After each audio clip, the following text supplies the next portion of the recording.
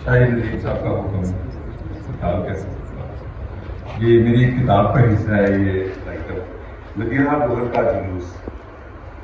आर्य रजा Lahore cantt से सांदा तक जाने वाली लाहौर ओमनी बस बहुत पहले डबल डेकर 2 मंजिला हुआ करती थी। इस बस का रूट नंबर 1 था। ये लाहौर में ओमनी बस के रूट्स में सबसे नुमायां बस इसलिए थी कि इसके रूट में तय होने वाले बस स्टॉप लाहौर के पुरकशिश इलाकों में वाक़ थे। गिरजा चौक, राहत बेकरी, पोर्टर स्टेडियम, जिम खाना, स्टेट गेस्ट हाउस, नहर को अबूर करने के बाद GOR एचएसएन कॉलेज, नहायत बुर्जुआ सरसब्ज और शादाब इलाका, गवर्नर हाउस, लारस गार्डन, चिड़ियाघर, वापडा हाउस, मलका का बुक, Charing Cross, assembly hall, Mall Road, मस्जिद शहदा, Alfalah building, Alfalah cinema, Regal Chowk, high court, YMCA, Anarkali, old campus, अजायब घर, government college Lahore, Lahore corporation और पंजाब सेक्रेटेरिएट। ये लाहौर का वो बड़ा हिस्सा था जिसे देखने से दूसरे शहरों से भी लोग आते थे। मेरे लिए इस रूट पर दिन में 2 बार सफर करना किसी अयाशी से कम न था। इस वक्त ओमनी बसों के मुसाफिर यकीनन ज्यादा महजूद होते थे। निचले दरमियाने हत्ता कि ऊपरी तबके के लोग भी शहरी ट्रांसपोर्ट सिस्टम को भरपूर तरीके से इस्तेमाल करते थे। कैंट का रहायशी होने के नाते मैं अपने आप को लाहौर का एक प्रिविलेज शहरी समझता था। लाहौर छावनी से मुनीर चौक के बस स्टॉप से अपनी बस पकड़ता था। 2 बस स्टॉप के बाद एक खूबसूरत पुरकशिश मुस्कुराती लड़की चढ़ती तो इसको देखकर इसलिए भी हैरानी होती कि इसे हमने पाकिस्तान टेलीविजन पर देख रखा था। ये लड़की गवर्नमेंट कॉलेज स्टॉप पर उतरती और हम इस खूबसूरत मुस्कुराती पुरवकार लड़की को दिल ही दिल में अलविदा कहते मदीहा गोहर। रोजाना ये हम सफर बाद में हमारी जदोजहद की साथी निकली। उनका घर हमारे घर के करीब था। पड़ोसी और जदोजहद के साथी ये बड़े खरे रिश्ते होते हैं। जब ये रिश्ते नजरियात से जुड़े हों तो सोने पे सुहागा। मदीहा गोहर से जदोजहद का रिश्ता मजीद इसलिए गहरा हुआ कि उनकी वालदा खदीजा गोहर उनसे भी ज्यादा जद्दोजहद करने वाली निकली और यूं मैं आंटी खदीजा गोहर का दोस्त बन गया। सरवर रोड लाहौर कैंट पर वाक़ा आंटी खदीजा गोहर के घर में जन्नत ज़िया की आमियत के खिलाफ एक नई बागडोर डली। मई 1984 में मदीहा गोहर ने यहाँ मारूफ ड्रामा नगार बादल सरकार का जुलूस स्टेज किया। घर के लान में जुलूस निकला। बड़ा दिलचस्प मंजर था। वो जुलूस जो हम सड़कों पर निकालने के लिए खुफिया मीटिंग करते थे, अगर जुलूस कामयाब हो जाता तो नारे और तकारीर के बाद पुलिस मुकाबला करना लाजमी होता। इस मुठभेड़ में चंद गिरफ्तार होकर पसे जिंदा हो जाते और चंद लड़ते लड़ते गलियों में गायब। अब ये जुलूस अजोका थिएटर ने ड्रामे की शक्ल में बर्पा कर दिया। अजोका जिसके मायने हैं आज का। इस थिएटर ने पाकिस्तान में मज़ाहमत की एक नई सकाफती बुनियाद रखी।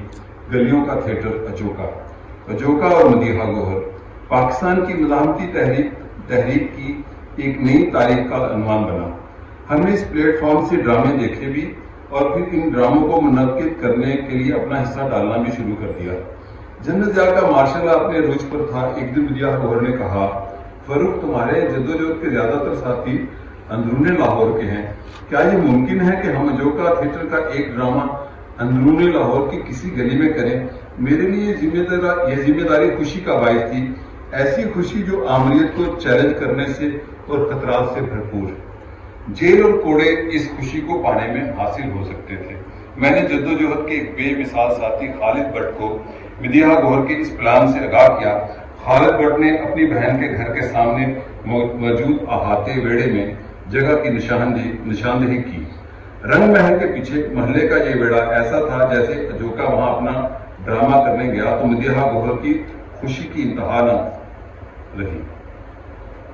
تقریباً دائرے کی شکل کا بیڑا اور ارد گرد مکان رومن تھیٹر سے کم نہیں تھی. یہ جگہ کسی اسٹریٹ تھیٹر کے لیے پرفیکٹ. مدیحہ گوہر کے اجوکا تھیٹر نے وہاں اپنا معروف زمانہ ڈرامہ مریا ہوا کتا اسٹیج کیا.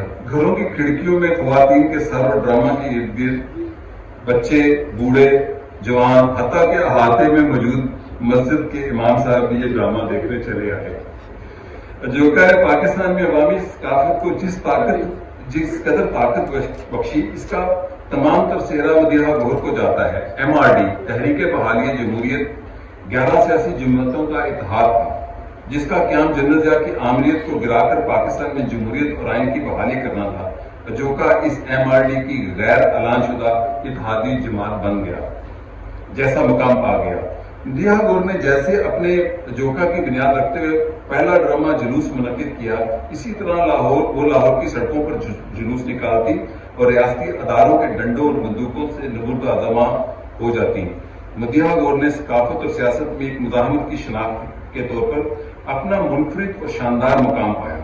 1987 میں پہلا فیض امن میلہ پاکستان کی یادگار تقریبات میں شمار ہوتا ہے. اس امن میلے میں اجوکا نے ایک ڈرامہ پیش کیا. اس ڈرامے کا ایک ڈائلاگ پاکستان کے آج کے حالات کی مکمل تصویر ہے، جب ایک کردار چیخ کر کہتا ہے، میں بم چول کھانے نے. یہ ڈائلاگ سماج کی دہشت زدہ صورتحال کا نچوڑ ہے. پاکستان میں دہشت گردی کے ہر واقعے کے بعد میرے دماغ میں یہ ڈائلاگ گونجتا ہے، میں بم چول کھانے نے. مدیحہ گوہر سے اس سیاسی اور نظریاتی جدوجہد کا تعلق آئے روز بڑھتا رہا، اور یہ تعلق تب یکدم مزید بڑھا جب ہمیں یہ معلوم ہوا کہ وہ لندن میں جلا وطن شاہد محمود ندیم کی شریک کی حیات بن گئی ہیں. شاہد محمود ندیم نے جنرل ایوب، جنرل یحییٰ خان اور جنرل ضیاء الحق کی فوجی آمریتوں کے خلاف جو جدوجہد کی تھی، اس نے میرے جیسے نوجوانوں کو اپنا مداح بنا ڈالا.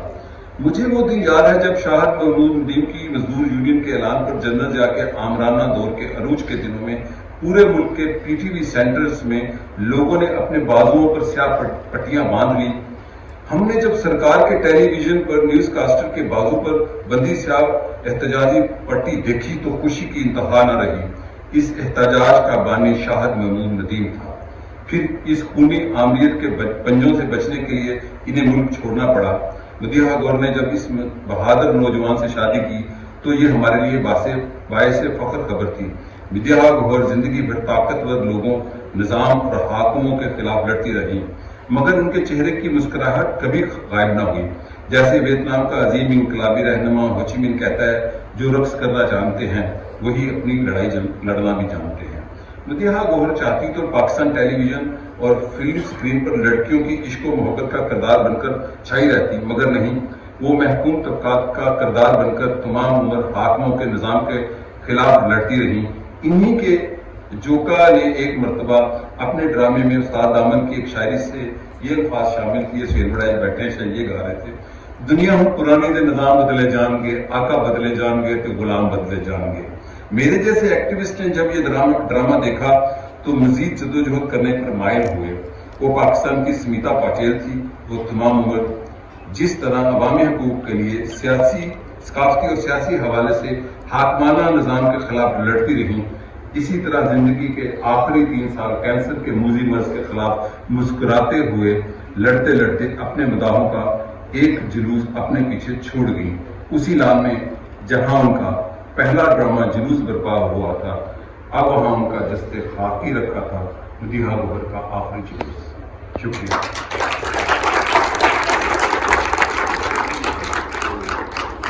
تھینک یو سو مچ. مدیحہ جی لکھتی تھی، بہت اچھا تھی. فرائیڈے ٹائمز میں 2007 میں ان کے 7 قسطوں پر مشتمل میموار شائع ہوئے تھے، جن میں انہوں نے اپنے غیر معمولی سفر